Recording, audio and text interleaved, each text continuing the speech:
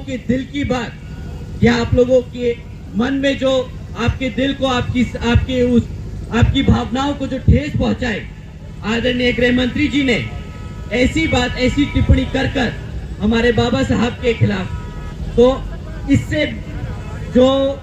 गृह मंत्री जी की बातें हैं उससे बिल्कुल जायज सबको दिखता है। इट्स वेरी एविडेंट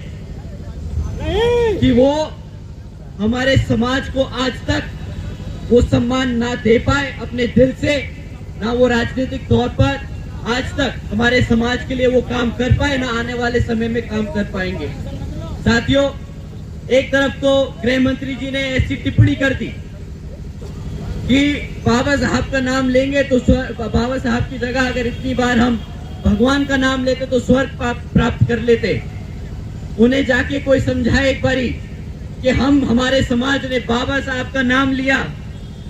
आदरणीय बहन कुमारी मायावती जी ने संघर्ष किया उनका नाम लेकर, मान्यवर साहब ने उनका नाम लेकर संघर्ष किया, तो हमें यहाँ जीते जी स्वर्ग मिला है, उनके भगवान के नाम से नहीं, हमारे बाबा साहब के नाम से मिला है। साथियों, उसी के साथ साथ उन्होंने जिस बात पे टिप्पणी करी, ये कांग्रेस के लोग जो नीली टी शर्ट और साड़ी पहनकर आजकल ढोंग कर रहे हैं, बाबा साहब के नाम पर राजनीति करने की कोशिश कर रहे हैं, इनसे ज्यादा इनके पास अब और कुछ मुद्दे बचे नहीं। लोकसभा में तो वे बेचारे कॉन्स्टिट्यूशन की किताब लिखाकर हमारे समाज को भटकाते रहे। अब जब रिजर्वेशन की बात आई तो सब कास्ट कैटेगराइजेशन में जो रिजर्वेशन की बात आई उस पे वो चुप्पी साधे बांधे रहे,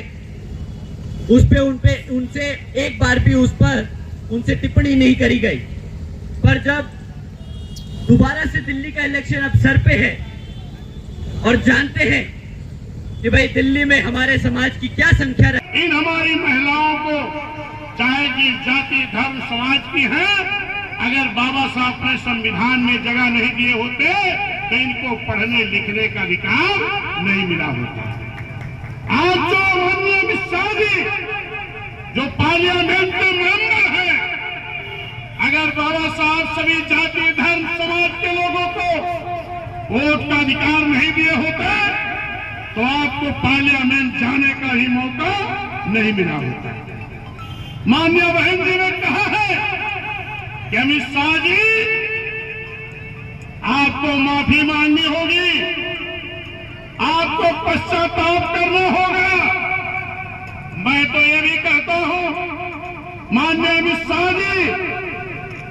आप अगर पार्लियामेंट गए हो तो बाबा साहब के वोट के बदौलत गए हो। अगर आप उन बाबा साहब का सम्मान नहीं कर सकते, बाबा साहब के बनाए हुए संविधान से देश चलता है, अगर आप बाबा साहब का सम्मान नहीं कर सकते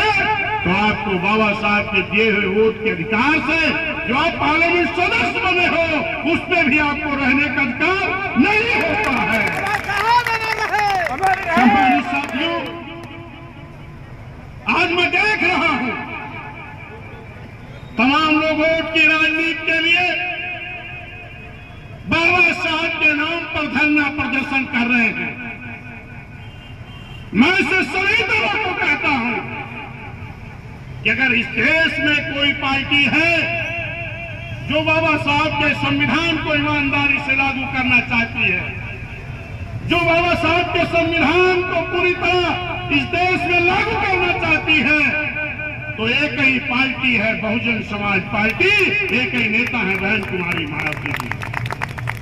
मैं ये बात क्यों कह रहा हूं? क्योंकि आपको मालूम होगा इस देश के बड़े प्रदेश उत्तर प्रदेश में मान्या बहन जी की सरकार थी। मान्या बहन जी सरकार में रहते हुए इस देश में जो बाबा साहब के दिए हुए आरक्षण के बल पर हमको नौकरी मिलती थी, उन नौकरी में जगह तो निकलती थी, लेकिन जब नौकरी देने का मौका आता था तो लोग जो बाबा साहब के आरक्षण की दी हुई नौकरी को नहीं देना चाहते थे वो एक लेटर बनवा देते थे कि इस पद के उपयुक्त कैंडिडेट न मिलने के नाते भर्ती निरस्त की जाती है। और इस तरीके से निरस्त करके कई लाख नौकरियां आज खाली पड़ी हैं और SC, ST, OBC समाज का नौजवान बेरोजगार घूम रहा है। इस भर्ती को बैकलॉग कहते हैं। और ये बैकलॉग की भर्ती इस देश की जितनी भी सरकारें रही है, चाहे कांग्रेस की रही हो, चाहे समाजवादी की रही हो, चाहे आज भारतीय जनता पार्टी की हो, वो बैकलॉग भर्ती करने की बात नहीं करती। बहन जी भर्ती कर रही थी, लेकिन बहन जी की सरकार जब चली गई तो समाजवादियों की सरकार आई थी। बहन जी ये भर्ती संविधान के तहत कर रही थी बैकलॉग की भर्ती, और ये बैकलॉग की भर्ती बाबा साहब के दिए हुए अधिकार है। और इस भर्ती को रोक लगाने का अगर किसी ने काम किया